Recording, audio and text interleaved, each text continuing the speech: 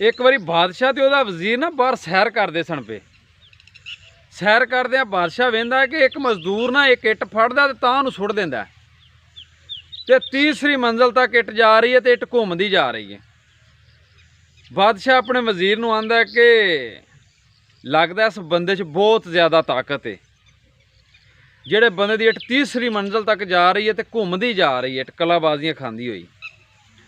वजीर आंदा बादशाह सलामत, ये बंदा घरों मुतमिन है, घरों खुश है, इनू घरों हर किस्म की खुशी मिलती, इनू घर की कोई परेशानी नहीं, ये तां इट जा रही है। बादशाह आंदा ठीक है, तू ये घर का पता करा तो फिर मैनू दसी।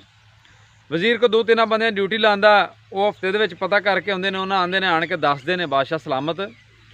वो मजदूर जो घर जाता ना तो वही बेगम जल्दी नाल उहदे हत्थ पैर धवांदी है, उहदे नहाण वास्ते पानी रखदी है गर्म करके, उस तो बाद उहदे लई खाना लांदी है, अच्छा खाना। फिर उस तो बाद उहदा अच्छा बिस्तर विछाया जाता है, वो सुकून दी रात गुजारदा है। फिर सुबह अच्छा नाश्ता करके तो आउंदा वे।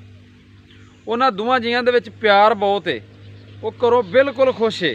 इस तो करके उहदी खुशी की वजह तो ही इन्ना कामयाब है कि इस तरह वो काम करदा सारा दिन, इन्नी लगन नाल इन्ने प्यार नाल करदा। बादशाह वजीर दे जुम्मे ला दिंदा भी जरा इन्हां दे घर दे विच थोड़ा जिहा इख्तलाफ पा के वेखां कि वाकई इस तरह वे भी ये घर की वजह तो इंज कर रहा वे, क्योंकि बादशाह नहीं सी चाहता कि भी मैं जो कहा वे भी ये ताकत ना सुट रहा, तो वजीर कह रहा कि नहीं घरों खुश तां सुट रहा नहीं इट। वो 2-3 बंदे ड्यूटी ला दिंदा कि इस तरह ना वो औरत को थोड़ा जिहा वाजन कर दिओ इहदे ते ना, तो फिर वेखने की इहदा काम। वो इस तरह ही करते हैं, किसी औरत के जुम्मे ला देंगे ने, औरत वो बेगम को जाती है तो जाके उन्होंने आँदी है कि तेरा जिहड़ा बंदा ना, जिहड़ा तेरा घर वाला, इहदा कई औरतों के नाल बाहर गलत तलकात ने। जो शाम को घर जाता ना तो वो औरत वो हथ मूँह धोने वास्ते पानी रखती है, ना नहाने वास्ते रखती है, ना वो अच्छी रोटी पकाती है, ना बिस्तरा विछाती है। वो इसे तू मैं तकरार दे विच ना उन्होंने रात गुजर जाती है। वो उन्होंने नाल जिहड़ा इख्तलाफ है वो वधदा जांदा है। वो 5-7 दिनों तो बाद बादशाह ते वजीर फिर उस रस्ते ते जा रहे हैं, तो वेंदे की ने पे भी वो मजदूर इट सुट्टदा तो पहली मंजिल तक बड़ी मुश्किल नाल इट जा रही है। वजीर आंदा बादशाह सलामत, हुण वेखो तुहानूं मैं दस्सिया सी ना कि घरों मुतमिन है, घरों खुश, दिमागी तौर पर बिल्कुल रिलैक्स है, तां इन्ना काम कर रहा वे।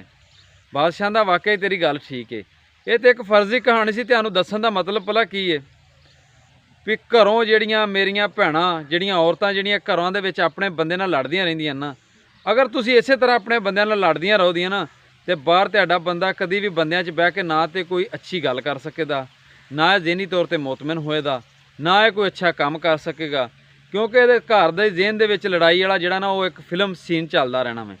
जो बंदा घरों मुतमिन ते खुश होवे ना, तो बाहर हर कदम ते कामयाबी जिहड़ी है ना वो कदम चुमदी है। बाकी मेरी दुआ है अल्लाह पाक सारे घराने वसदे रखे, तुसी भी खुश रहो, हसदे रहो तो वसदे रहो।